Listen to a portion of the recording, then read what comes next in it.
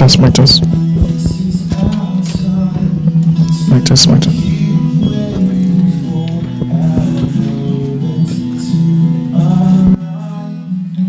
Mic test, mic test.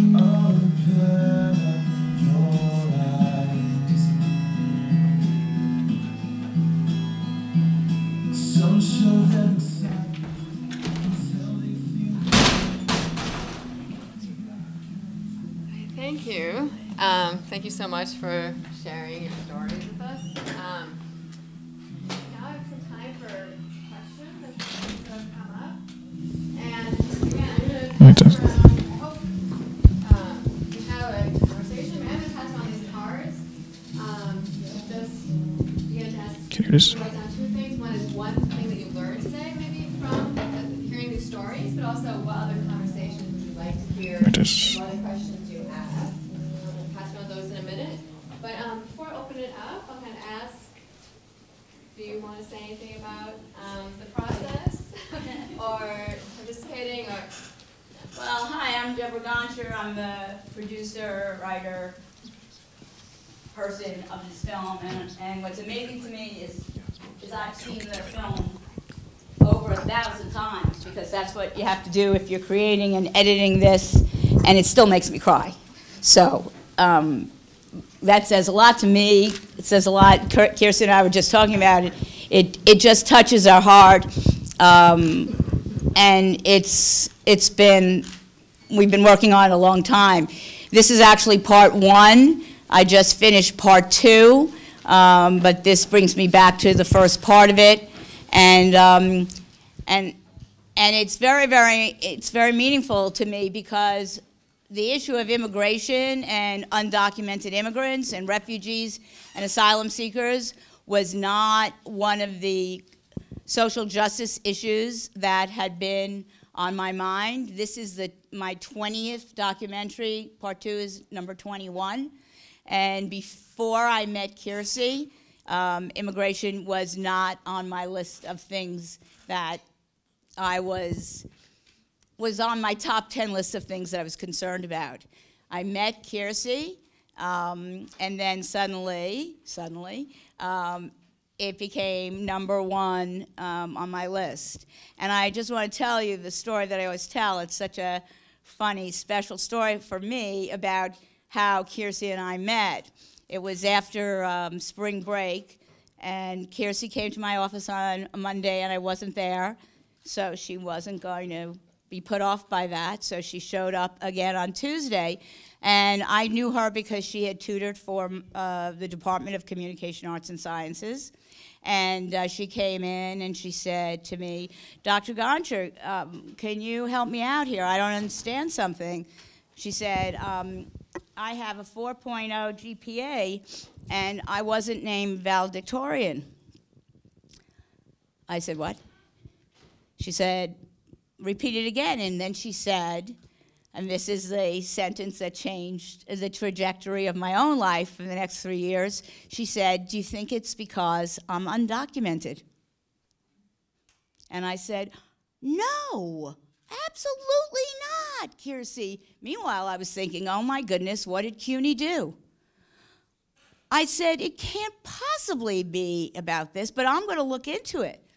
And so then I got on the phone and started calling everyone at the school, and that went on for 2 days. And then I got called saying, stop bothering everyone. And then the president at the time called me into his office to explain to me why. And then the explanation he gave me was that she hadn't completed one of her courses. And I said, oh, you mean the course that she was exempt for? Showing him this paper. And he said, oops, what are we going to do now? And I said, we're going to name her co-valedictorian. And that's what the school did, to their credit, and they made a whole thing, and here she is today. But from that time on, I was in meetings, and people talked about immigration, and students talked about the fears that they had and the struggles they had, things that I was not aware of, about just the simple things of being picked up and deported. And this was in another lifetime. This was in 2015.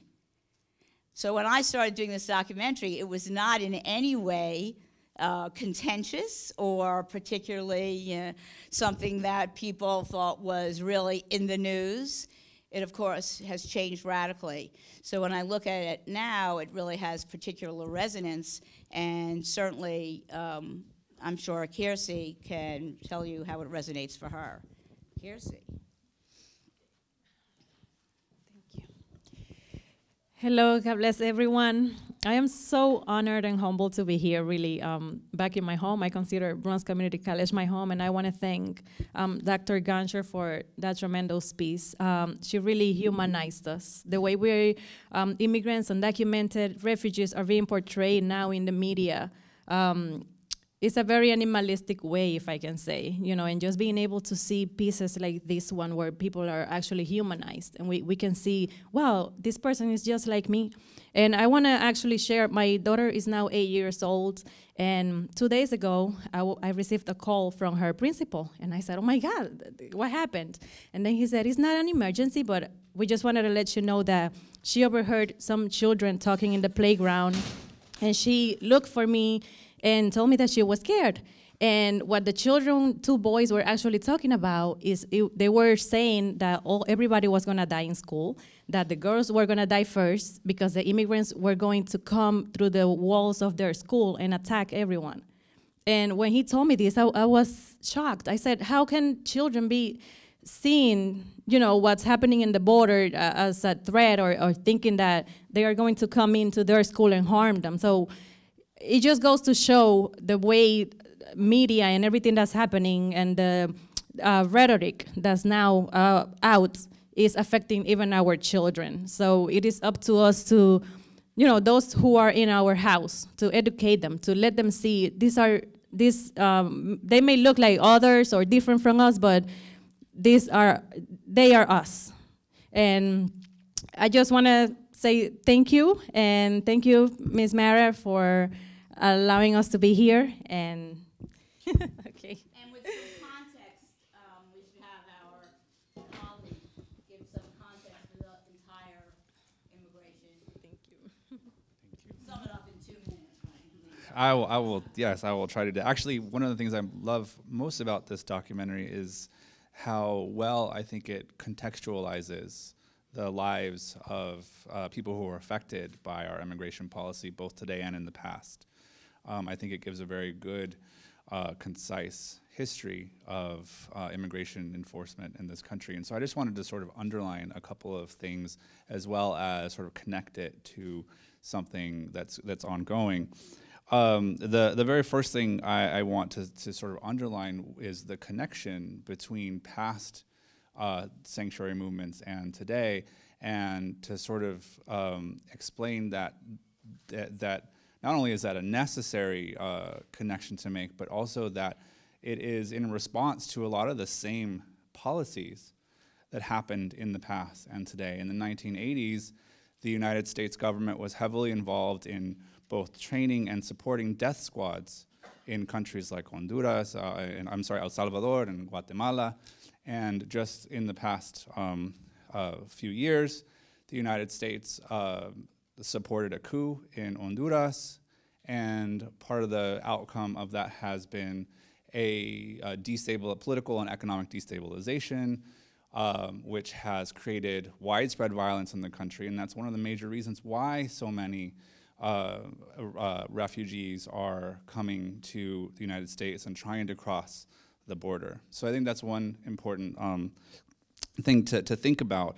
The second thing that I wanted to point out or to sort of highlight, though, is that, again, sort of thinking about how we are implicated in what's going on. I think it's really easy for many of us, including many of our students, that to sort of feel like history is something that happens to us, rather than something that we are involved in shaping and addressing. Jason De Leon, in his amazing book, The Land of Open Graves, about the border crisis, drawing on the work of Achille Mbembe, describes our immigration policy as a form of necropolitics. And Mbembe defined necropolitics as the use of social and political power to dictate how some people may live and how some must die. Okay, so how some people may live and how some must die. And I think it's really important to understand that our immigration policy, the long history of it, especially in the last few decades and including today, has been a history of making very crass and cynical decisions about who gets to live and who gets to die, right? And so I think one of the important things, and I want to piggyback off of what you were saying, Kirsi, one of the important things about this documentary and about our job as members of this community, our job, I think, is to shed light on what's going on, to understand this history, and to put an end to this, right? That we can, in fact, impact policy, and we can decide that enough is enough and this has to end.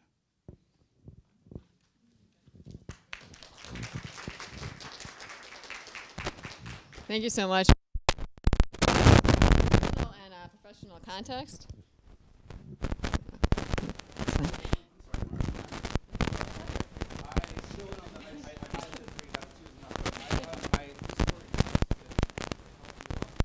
If you're interested, I made a selected bibliography of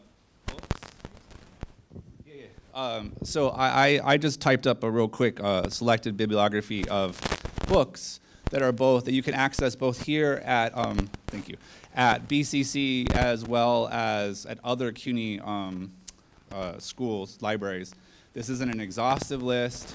I wanted to keep it to one page. So, but I think all of these books are a good sort of resource for anybody who's interested in learning more about the context of this film and the themes that are there. So I know Mara is up there, so we certainly want to open the floor to questions, because I'm sure people have some questions or thoughts or some sort of queries about some aspect of the film, or about immigration policy, or about Kirsi and her daughter and husband and new baby, and whatever questions, something like that. And so we're opening the floor for anyone. Jim Sheehan, I actually have a background in media. How do you keep on going? In Manhattan tonight, this movie's not going to be seen, I don't think. And financially, these things are not inexpensive at all. The travel involved, all the minutiae. I've always been amazed by the resilience of immigrants. But for those trying to help immigrants, how do you keep on going, especially with the headlines and the lack of support we get from the country?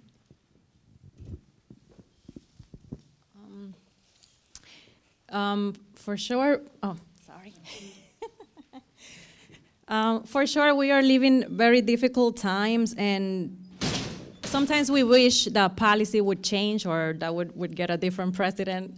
And we just focus on the political side, but at the same time, you need to try to find a source of your happiness and your sanity in God, at least for me.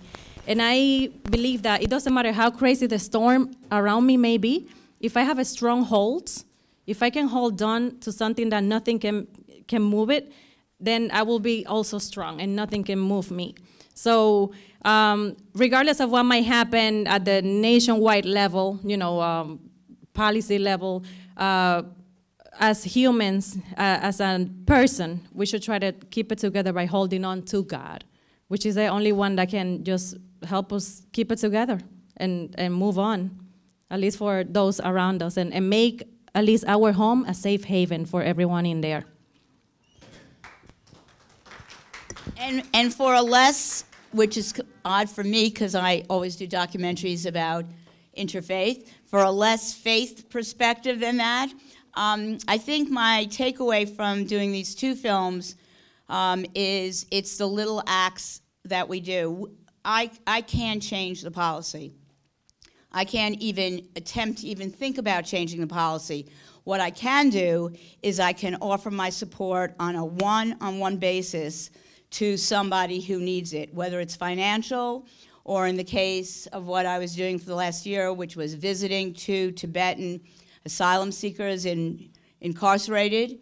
It was just one person visiting some people who needed to have a visit because they had no one, whether it's giving funds to an organization who actually directly gives out those funds to undocumented immigrants or asylum seekers, or supports the legal work that is so needed for these. It's on a one-on-one basis, because affecting policy change, it's not going to happen, but I can affect one person's life. Any other question, thought, comment? Yeah. I have a question pertaining a certain kind of refugees. For example, I have a question pertaining to LGBT refugees, specifically from, most of them tend to come from Africa or the Middle East. And knowing that the highest murder rate happened to be transgender women of color last year, what do you think is the best way to move forward with trying to protect not just refugees who most of the time tend to be refugees of color who face harassment, but also refugees of color who also happen to be LGBT identifying or queer refugees?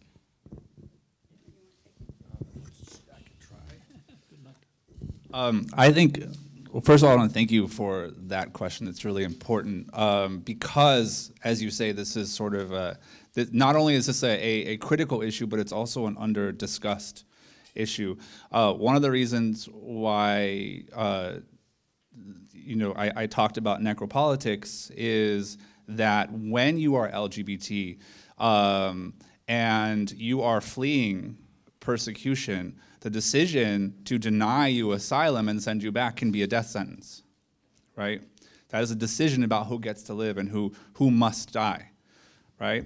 And so there are, I think the question that you're asking is very similar, or at least the answer, I think, is very similar to the ones that were given. But I would add one other thing, and that is that in addition to the everyday individual interactions that we can do to support people who require help or who are seeking sanctuary, we can also organize and work together, right?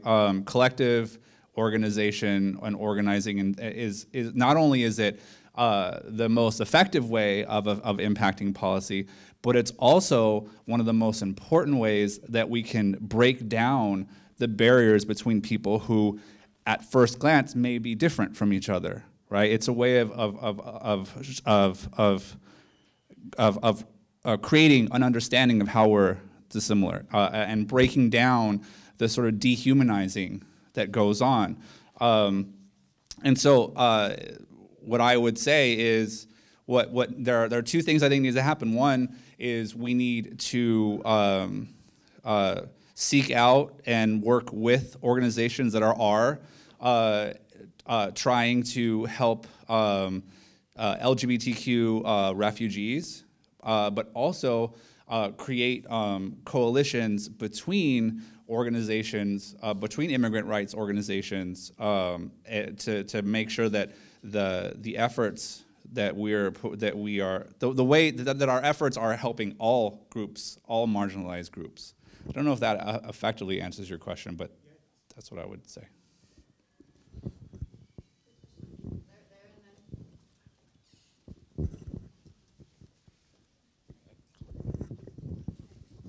Do you know what happened to people like Hilda and... Hilda is still in that church. It's been 3 years that they're living. They have actually reduced their ability to move outside.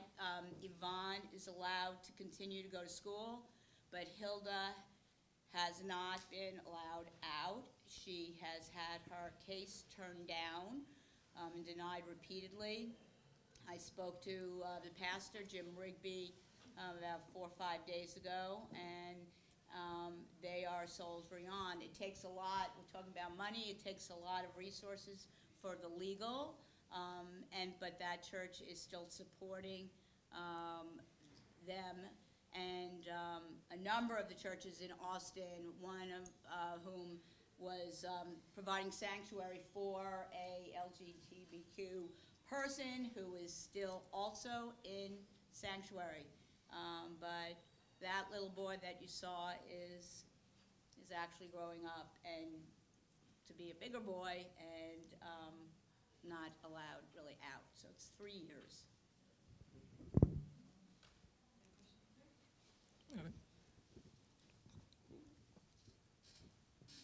Don't be shy. Any other questions? First one there.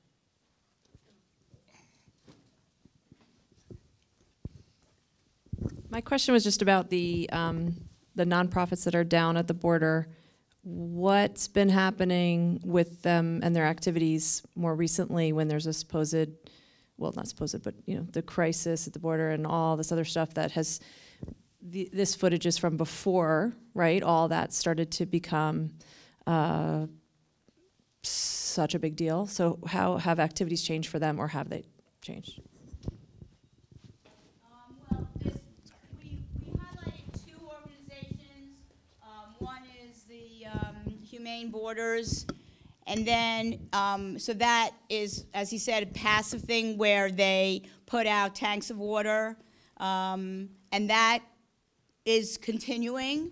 That had a contract with the United States, and that has continued. Then going up one level is the Samaritans, who are going out and trying to be there if somebody needs them.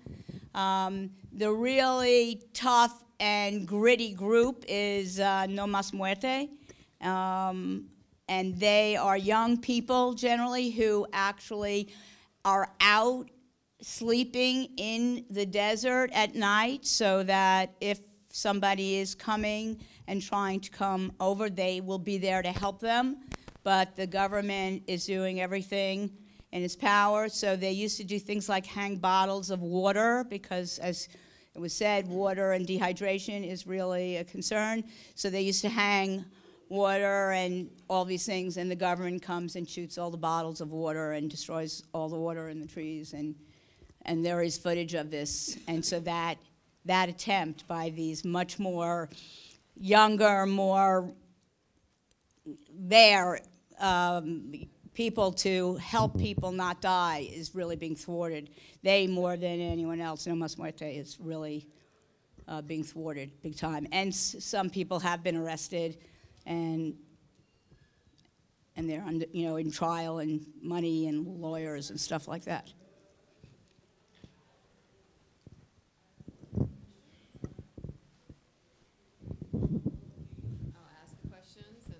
Let you think about it, because, well, two things. One thing I wanted to comment to the question about LGBTQI and your response, Professor Molina. I was really struck by one of the first examples of the church where they said we stand up, right? We stand up, and I think maybe that's the message to take away. What is something that we can do? We can all stand up, right? And also recognize this is a much longer history, and I really appreciate that longer context. This is kind of an ongoing part of our history and challenge. So in that context, so the question I wanted to ask was that unfortunately I can't help but think of the rhetoric, something that you said your daughter was hearing in her playground, but also in the last few days, right, in the media about, okay, even if we can agree that these are compelling stories, we play the other side here and say, well, what do you say to those people who say, I may have compassion, but we can't as a country, right? Or our country is full. That is to say, has been said at the executive office. What would your response be, knowing this history, right? Knowing this, having this experience personally, and also knowing this larger context. Yes, so once upon a time, Jim Crow laws were the law of the land, and everybody went with it, and everybody supported it. And now we see how our, brown community is being treated in a very unfair way. So the truth is that there are unfair laws, and there should always be room for dialogue and try to see how can we treat these people in a human way. So we should just open up to dialogue and be able to see how we can change things, because there is unfair law. Just because something is the law doesn't mean it's the right thing or is a fair law. During this documentary, I heard that all the time. We don't have enough room, we don't have enough money, we don't have this, we don't have that. And my answer is that actually is garbage. Trump went ahead when he took power, and that's what I'll call it, went ahead and commissioned a report to see how much immigrants, undocumented immigrants, and immigrants cost the government and how much the United States gets. And the actual answer, which he then buried the report because he didn't want people to know, is that all the people coming in give so much more wealth back to the United States than they take. So the answer that we don't have the money, this country has the money, that we don't have the space, we certainly have the space. Anyone can go to any of these states where you can see that we have the space. We have it. That's just a way of answering the real thing that they don't want to say, which, as Kiersey points out, this is about race and the other. It is not about that we don't have enough, because we do, and this country has the space and has the money. It's that people are walking around with racist attitudes that are preventing. You don't see anyone saying we don't have the money or the space for Western European immigrants to this country. You never hear about that. You only hear about, quote unquote, Mexicans or rapists. So when people had this conversation while I was doing this, that's just baloney, as we'd say in another language. And if I could add just one thing, I think one of the most important things about the documentary, and it's important to connect it to history again, is to show that despite the fact that we have policies that have long been in place that are violent and brutal and discriminatory and racist and all white supremacist, and many people, just as with Jim Crow, sort of support it either actively or passively, there are and there always has been resistance, right? We often talk about the civil rights movement and how MLK, Malcolm X, all these folks, the SNCC, stood up and fought back, but people were fighting back way before then, right? And have been fighting back since then as well. And so I think that's one thing that's, and to go back to the gentleman's question before, that's one thing that we can do, and that is to recognize that people are standing up and to also stand up ourselves, as you said. To recognize that very fact. And I think also it's really vital that we understand, and I lost my train of thought, so I'll just leave it at that. Sometimes it happens. Yeah, I just want to quickly add, the idea that an entire country is going to move in here is wrong. It's not like everybody from Central America is going to come into the United States. It's just a certain, communities, specific groups that are being attacked, that are living in extreme poverty. It's not like everybody from a certain country is going to come here. So that's the idea that's trying to be portrayed. Like, there's no room for so many people, but is there really everybody that's coming? No, that's not the case. And I'll do something side of the mic. I'll add to my own question, but just I'll answer just in the sense that also, as Professor Molina made the point in the very beginning, history, that the United States has been involved in these countries, right, and also been one of the reasons there is this violence is also connected to U.S. policy. I mean, that's also something that, the links we have between our countries is, there are many layers, right? It's not just a recent development. Any other questions, comments? No? Okay, all right. thank you again. I'll take this opportunity actually to say that this is part of an ongoing conversation, and I'm also considering one of the themes here was various faiths, and unfortunately we've also seen attacks on various faiths, right, in the last few months. In that spirit, we're continuing, this I think was a great example of how the commonalities among all faiths and religions.